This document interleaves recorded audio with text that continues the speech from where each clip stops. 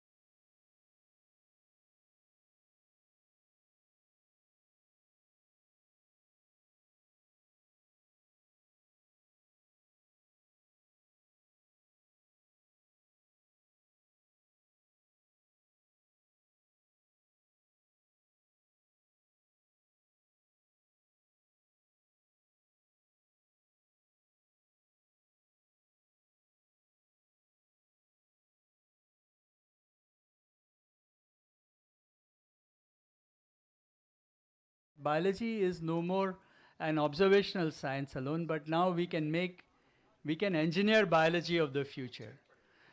People have talked about people have talked about healthcare and other examples. And when I was sharing this with a friend, he said that if you looked at how we treated our people 100 years back, we would laugh at the way they were treating our patients 100 years back. But if you look at the next 15, 20 years, I think people will laugh at how we treat our patients today in the context of what are the changes that are likely to happen. So we know so little about biology, and there is so much more for us to learn. And today, with the kind of advent of technology and AI, we are now at a point where biology is not just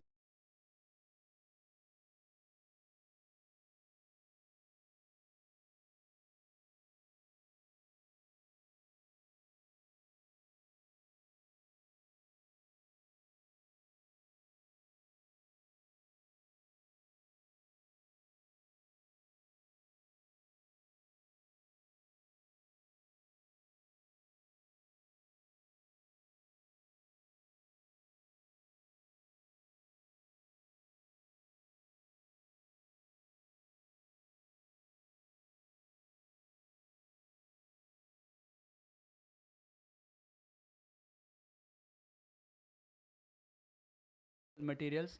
So there's a lot of activity along those areas as well.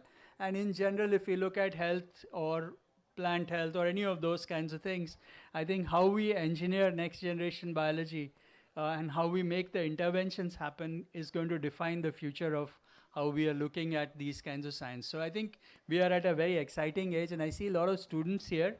For those of you who are in this area, this is, I think, the best area for you to be if you look at the next 25, 30 years.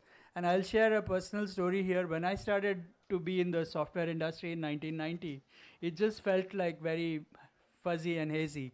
But now, if you look at it today, it's a very large industry, and I think a similar opportunity exists for biology, especially because of the changes that we see here.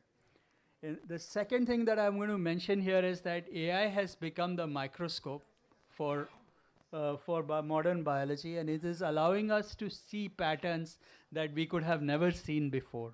So AI is not just being used for various things, but because of the ability to look at micro images, lots of other things. You can see structures beyond complex biology. There are signals that you can detect which you could not have detected through human eye or human observation. Now we can look at much finer details and then connecting different concepts. This is again a very exciting thing with multimodality of AI. The ability to connect different concepts in biology and other sciences with each other is going to be possible for the very first time.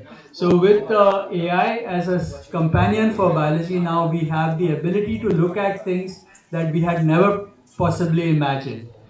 And maybe I should have added that it's not only the microscope, but it is also the telescope as well. So we can look at things that are far away, which we had never thought of. So this is where it becomes very exciting. Third point I want to make is the fact that AI has made it possible for us to build biomanufacturing, which is both scalable, precise, and more effective. And we're going to have a bigger panel on this specific topic, so I will not spend a whole lot of time trying to explain this because that's what we're going to do next. But essentially, you can define in silicon, build in silicon, or meaning build in a model first before you put it into manufacturing. As we all know, one of the challenges in biological manufacturing is the search space, so to say, that you have for the number of proteins, molecules, how they can be combined is extremely large.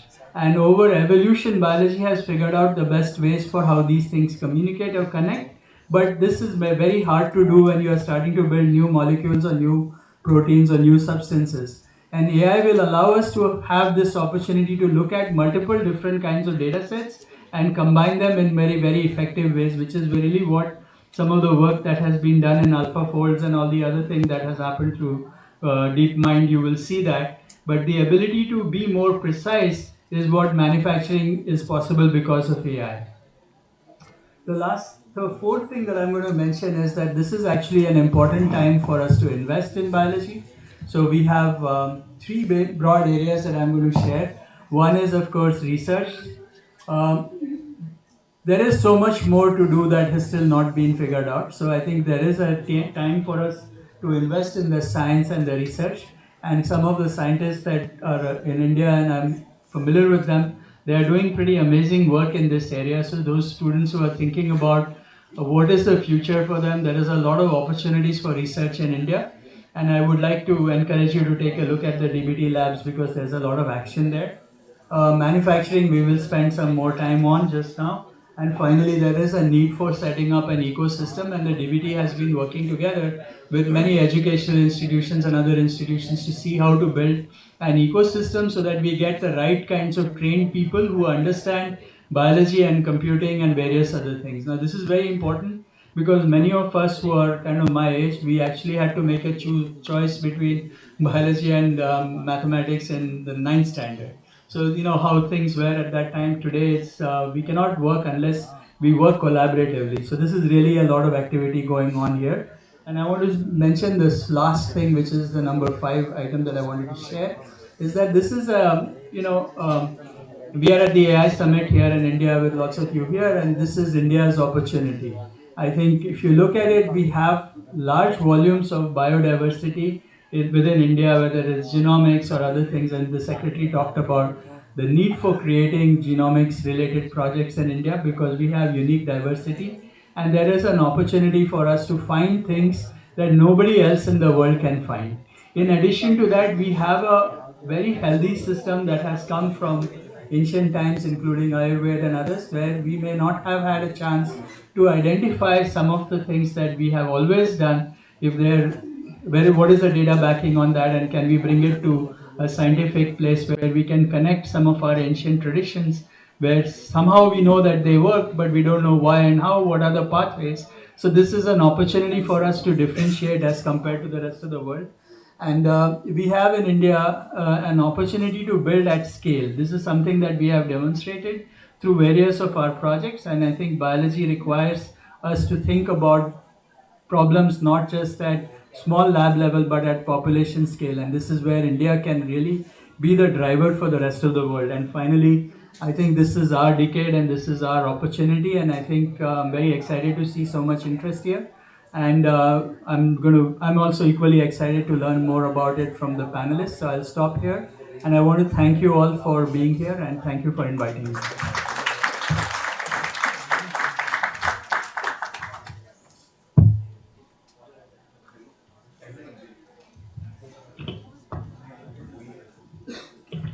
Thank you, Dr. Deshpande, for your insightful keynote address. So now we move to the next segment for our session, engaging panel discussion on AI-enabled biomanufacturing for next-gen medicine. So now I will invite our estimate moderator for this panel, Dr. Anurag Agrawal sir, and joining him are Dr.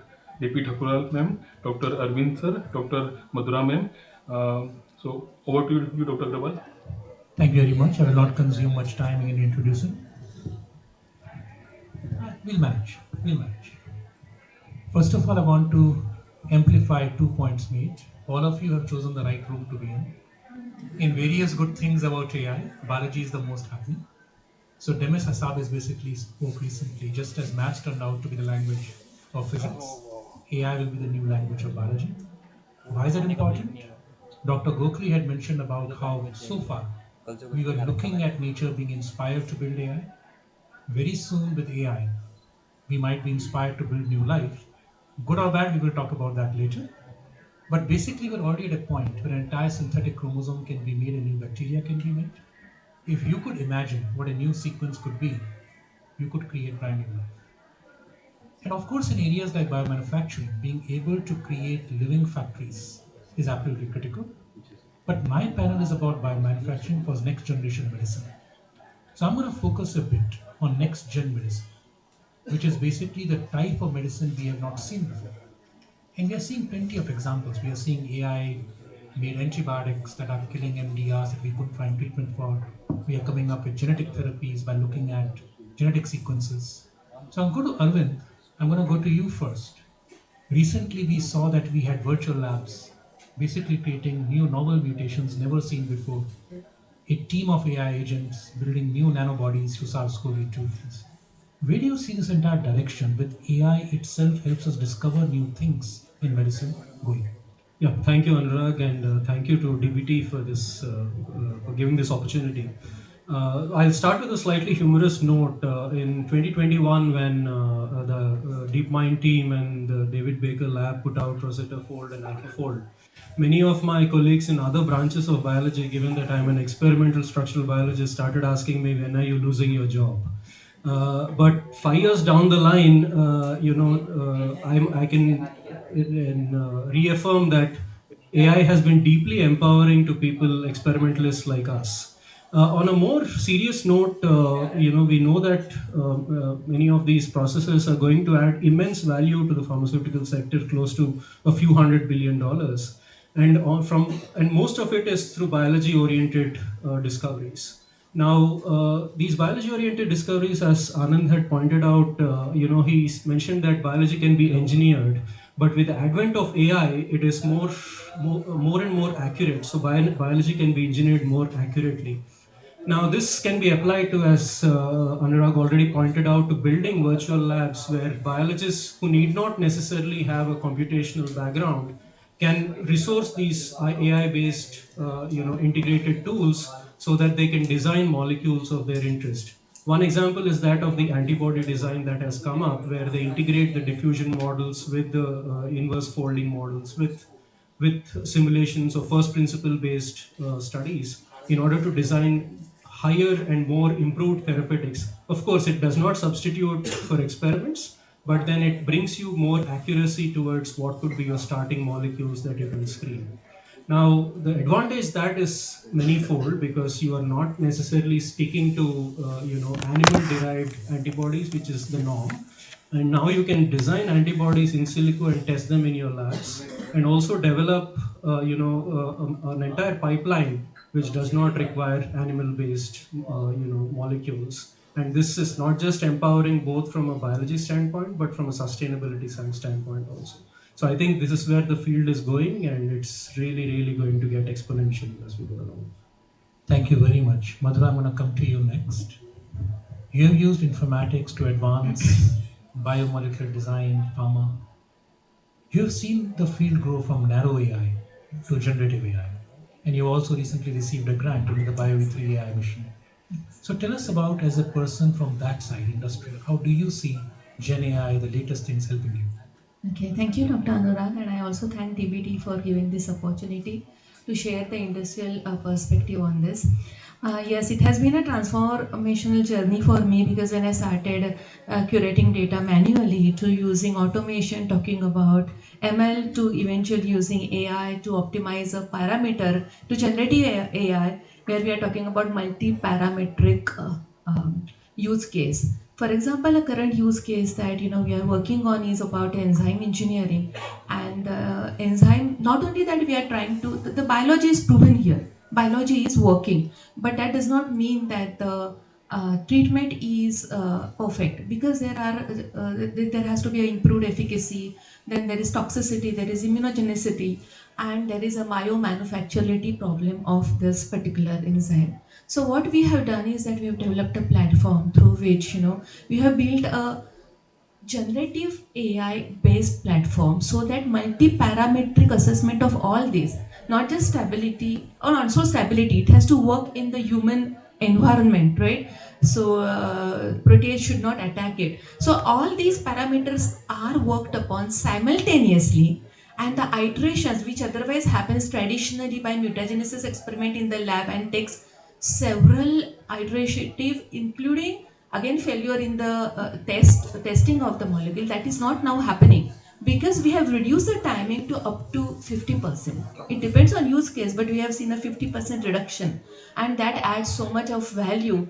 And we have built not just generative AI, because there are hallucinations, right? Hallucinations come with generative AI, but this has to be grounded in experimental reality. And that's what we have built, a bio AI loop, wherein we design, we build, we test, and we share. And the same information, the same data goes back into the system.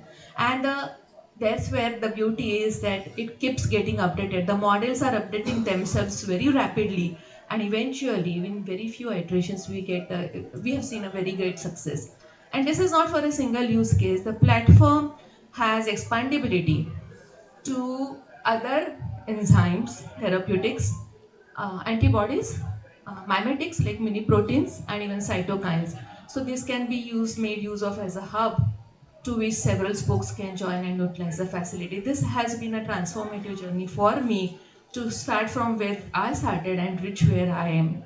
I would like to comment here before I end that Mark Anderstein's comment 15 years back was that software will be eating the world. What it means is that it will eventually be everywhere. Now see where we are. And now we heard these two visionary people's comments. We know where AI in biology is heading. We are no more a biotech. We are going to be tech bio. Thank you. Thank you very much. Predicting the future is famously said is difficult business because it keeps on changing.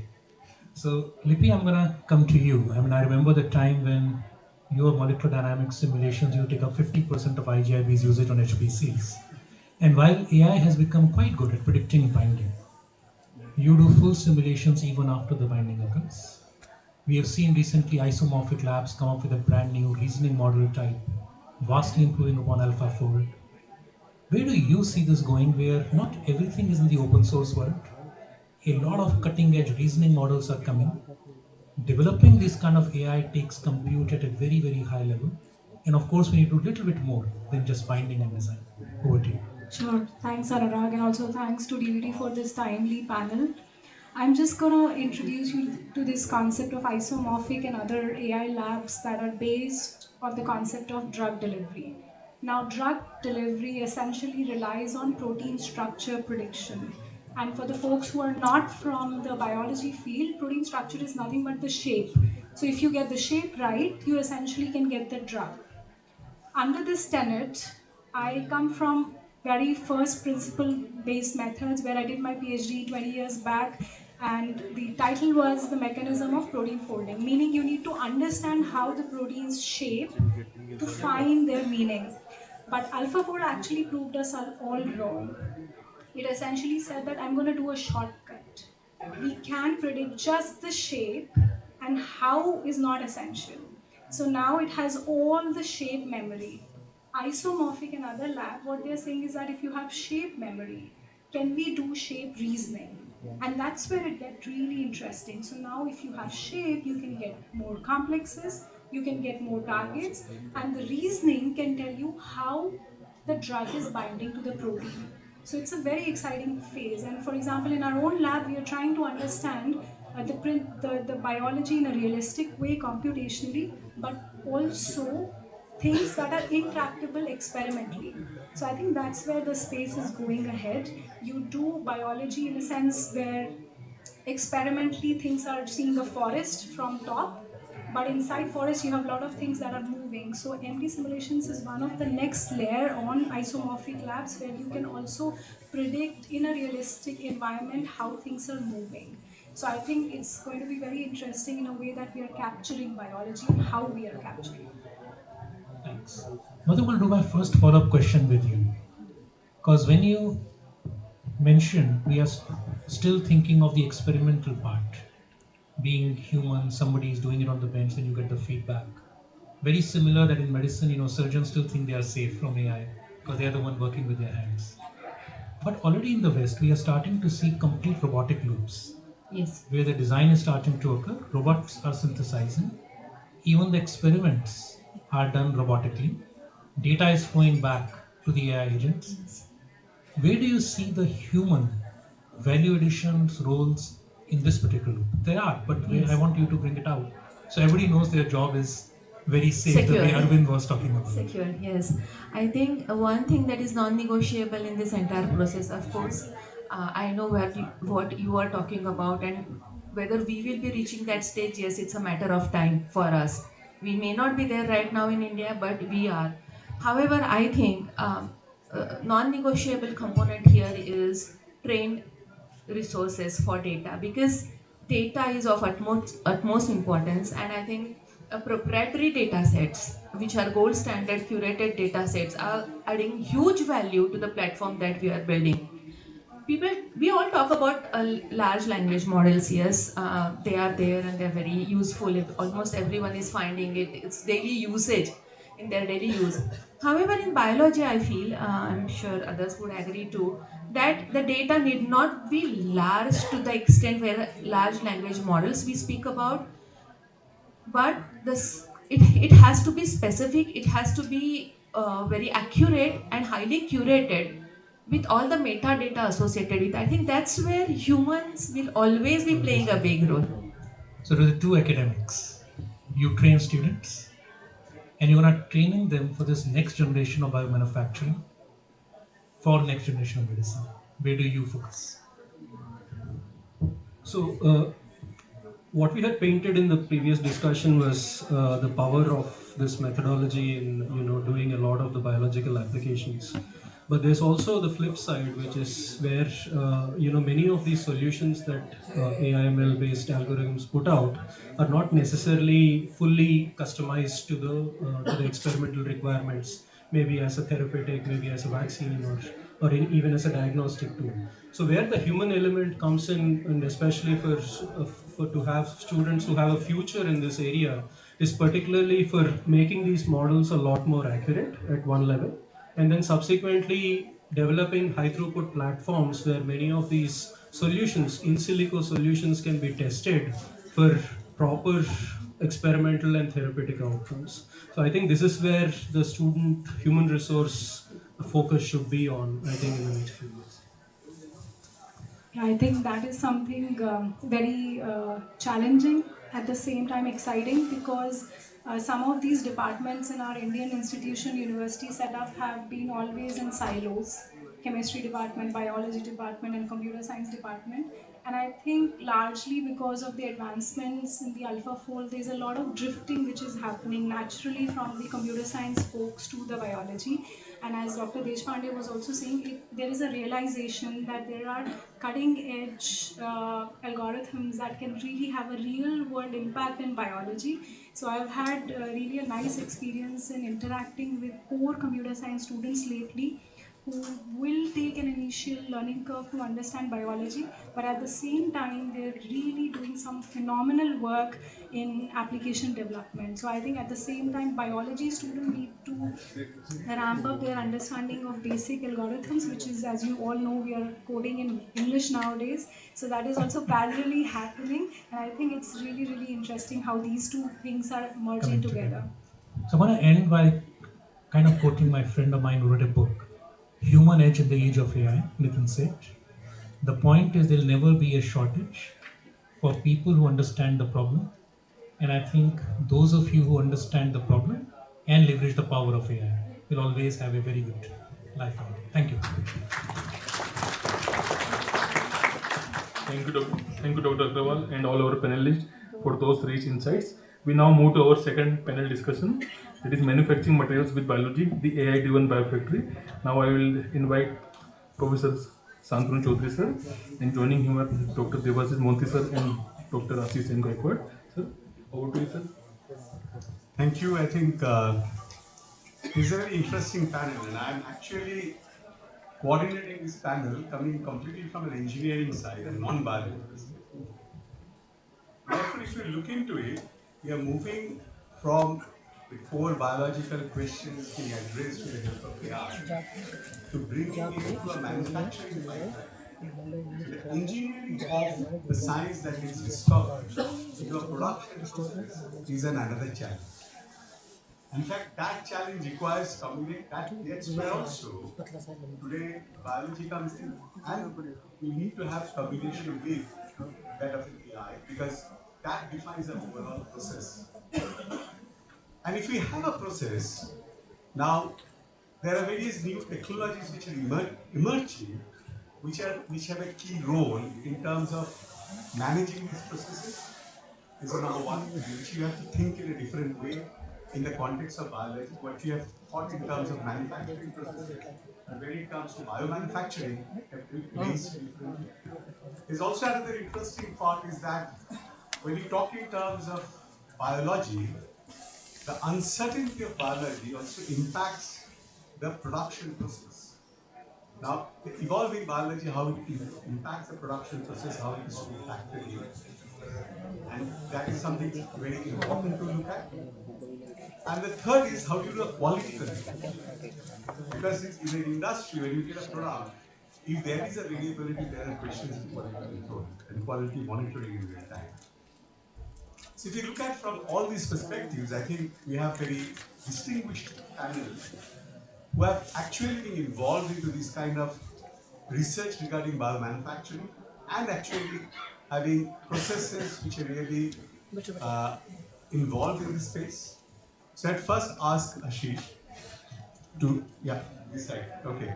So Ashish, that with your experience of running an industry, you should really tell us that what are the challenges really these biomanufacturing processes are posing, and you think that a fusion of biosciences and AI is necessary to handle those challenges.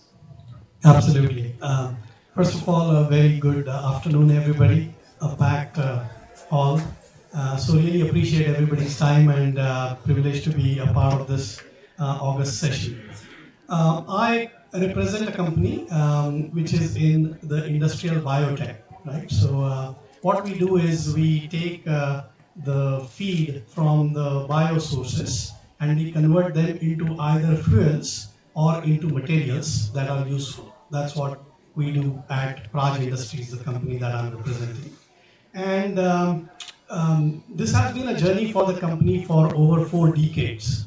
And if we looked at the historical data, and data is important as we just saw in the previous discussion, what it suggests is that in the past, we had to really physically do a lot of stuff in terms of laboratory experiments, building pilot plants, taking those pilot plants to a slightly higher capacity plant before any of these biotech, industrial biotech technologies are brought for a real commercialization and a large production.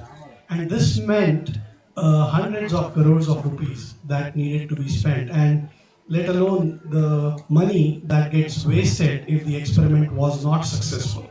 And therefore it creates a deterrent, because money is not always available cheap, and you have multiple options to exercise when you have limited amount of money.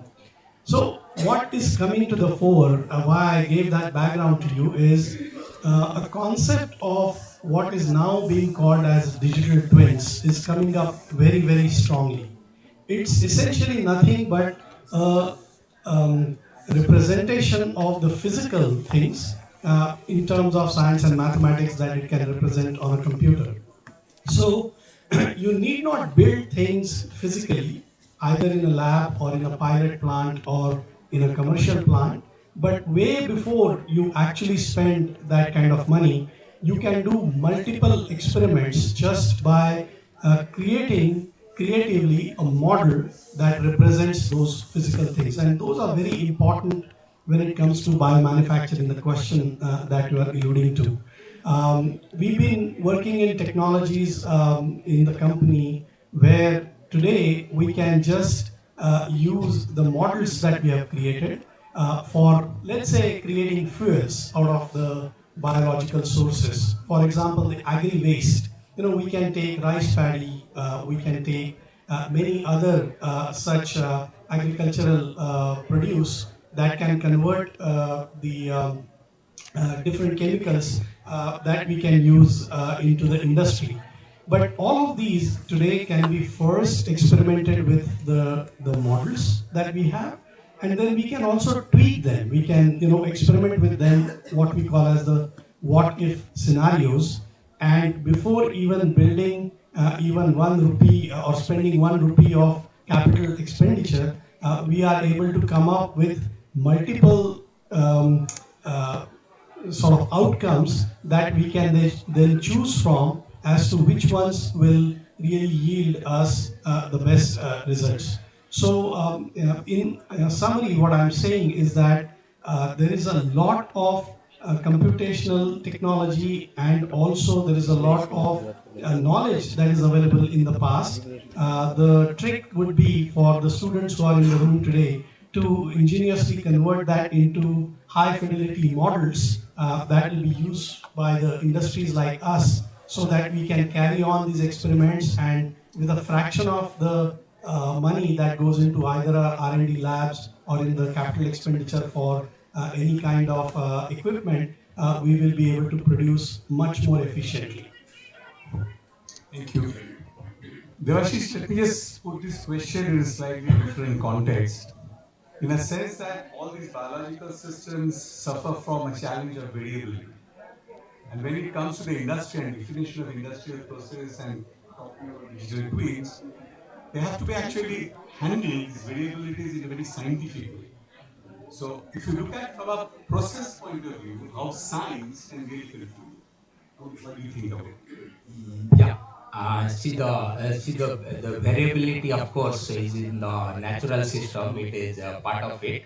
But one is, of course, you try to decode and understand. But under biomanufacturing, what you try to do, you are trying to engineer the system. See, let us say some of the examples you gave. Let us say seaweed, you have carrageenan, you want to convert it into a sugar. So now, if you try to understand which enzymes are trying to make it, which pathway will record, you express that, clone that pathway into another organism. So now your variability would be much under your control. So you are not working on the actual bacteria or wherever or the plant where it come from. You are cloning that, removing that, like trying to decode it and bringing it to another organism which is much under your control, which is an E. coli or the yeast or something.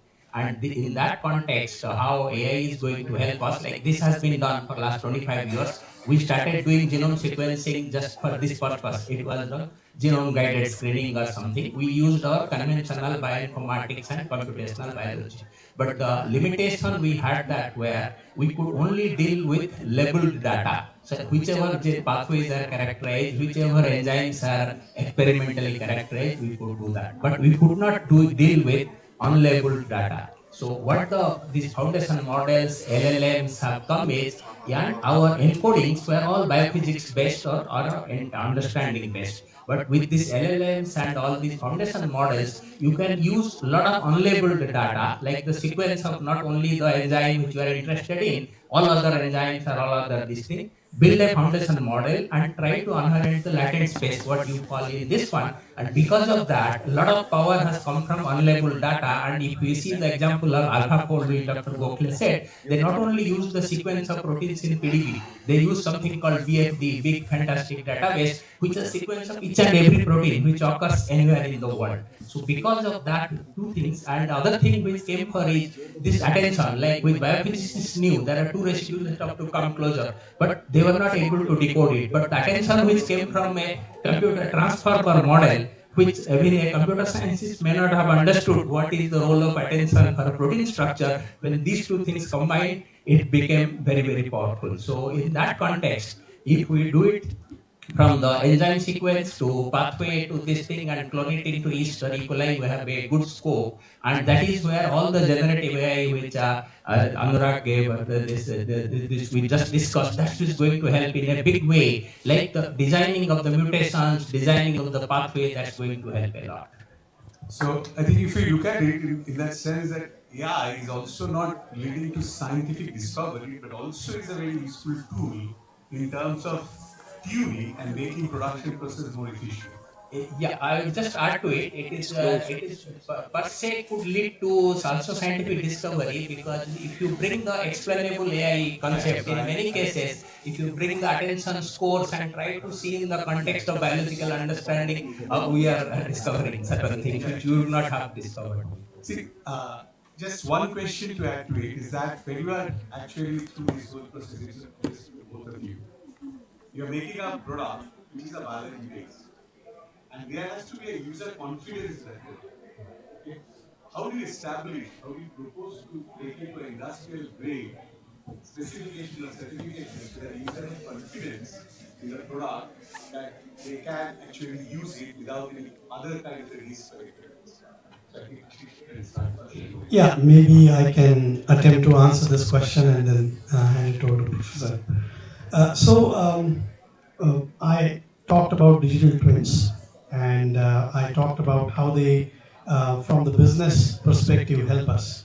But also, when you get into the production side, one of the systems that we are developing is you can actually run the physical process of production and the digital twin, which is based on either the first principles or the first principles models that are aided by the AI, because there are so many combinations possible, so many permutations possible.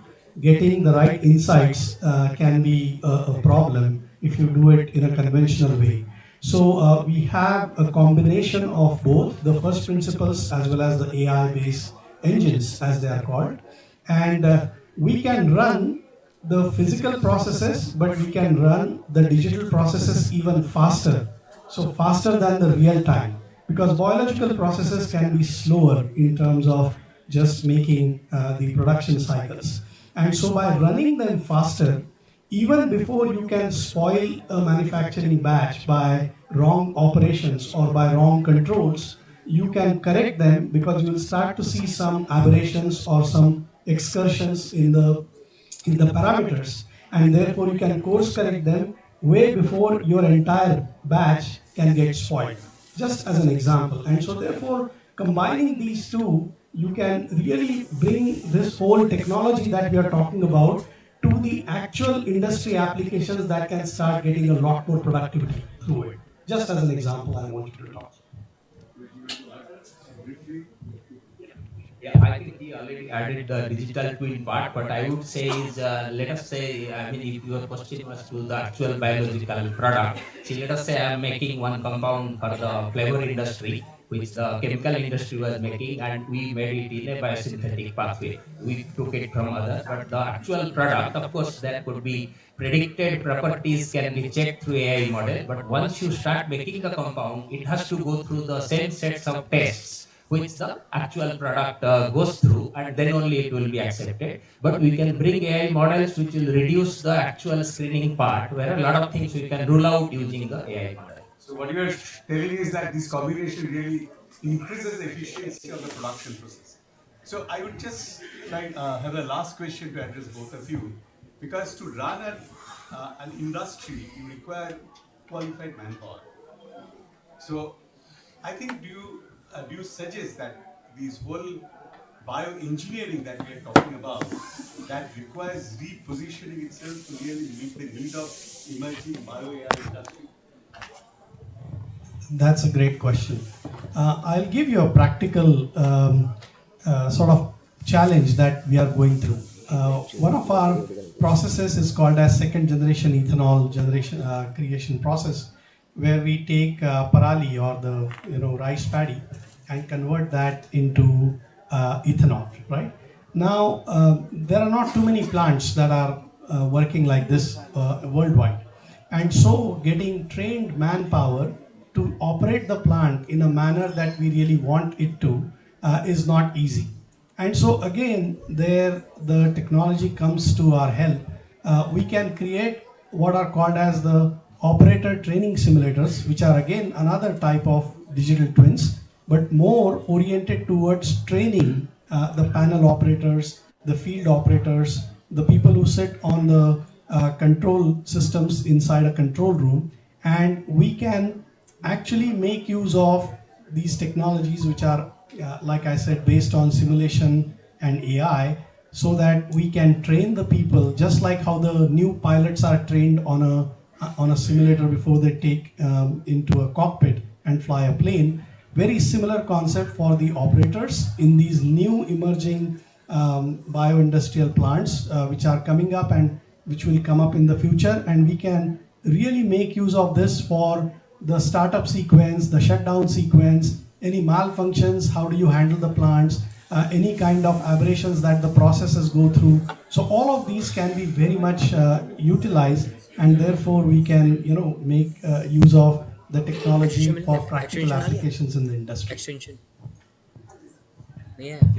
I think that's a very important point. I think we touched it already. Anand told, even said. I picture we segregate, like if you think of BioAI, you need people with quantitative understanding, computer science understanding, and biology. But we segregate too early into a physical science or a biological science. So we need to change that. That is one level of change. Even in '95, when I went to Israel for postdoc, most favored subjects in their undergraduates was computer science, life science together. So, but somehow this has not happened. Maybe some of the ISRs or IITs have done to some extent. So we need to bring that. That is one thing. But that will all take time. So at this stage, even if I am a professor in a biological institute, whatever I need, maybe I should also undergo in a training in a computer science person, and we should design such multi-tiered trainings depending on what is required at a different level. With that only we can bridge this gap, and that's a real challenge. I think we can come to the end of this panel discussion. I think I brought this question specifically because I think in the total academic ecosystem in the country, this convergence is not really practiced in a big way. And it is absolutely important that this whole panel discussion has clearly shown from science and production point of view and where the research is going, we need to change our academic perspective and bring these branches together in a common academic frame. I think this is something to be communicated, and this also, I think DBT should also put across to academic institutions. Thank you. Any questions from participants? You can take one or two, only one. Yes, you.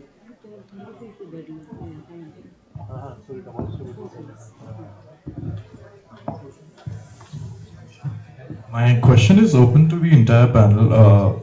First of all, amazing discussion that we had. Going back to the question, ma'am, you had mentioned that generative AI models, you use experimental data to ground those particular models. But aren't experimental data by its nature inaccurate? How do we make sure that it's not steering towards the wrong direction?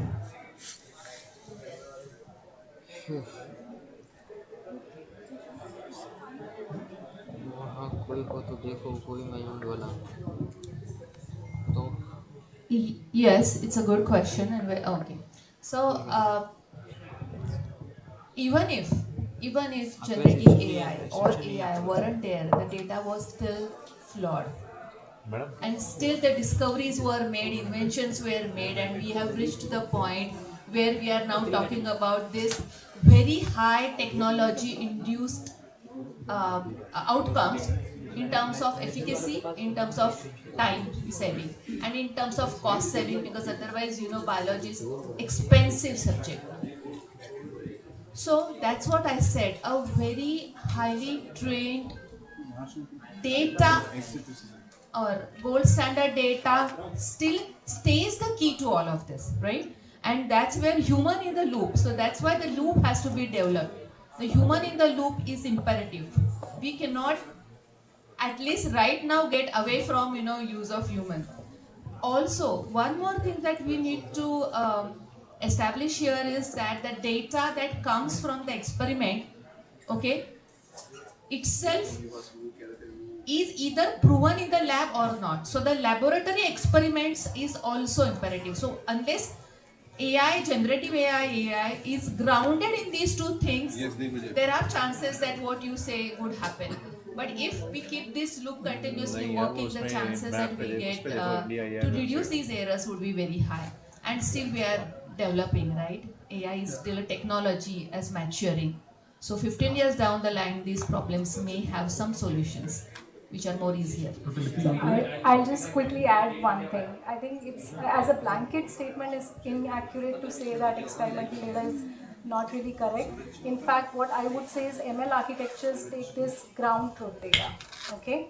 Protein sequences, protein structures that are coming out of genomics and crystallography are as close as you can get to the ground truth data. In fact, to say that they are inaccurate is not true. Now you could say the other layers which are cell and tissue based, and largely biology is conditional. So under a particular condition, using high resolution data would give you really good data set. You could now say, if I have different perturbations, what is the result? So there is a lot of ambiguity in that space, but not really all the data. So I have a question because I want to understand industrial mindset. Sir, from Dr. Deshpande, while we recognize that AI is accelerating engineering biology as never before, while investment in big AI infrastructure is important, we are also focusing on a small purpose-built model to empower distributed innovations. So from industry perspective, what do you think government as an enabler can do few things immediately to get off the block fast?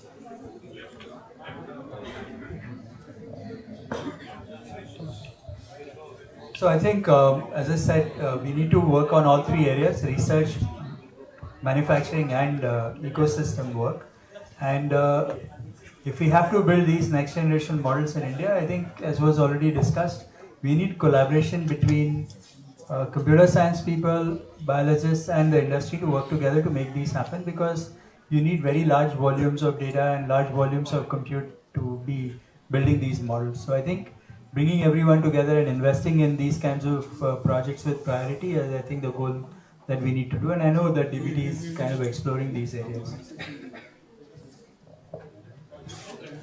Okay, now as we are coming to the end and India AI team is forcing us to close quickly, so may I respectfully invite Dr. Jitin Kumar, Managing Director BioAI, to kindly come forward for the presentation of Memento. Sir, may I request you to kindly present the Memento to Dr. Rajesh Gokhale sir for his inspiring opening remarks and continued leadership in advancing India's biotechnology ecosystem. Thank you, sir.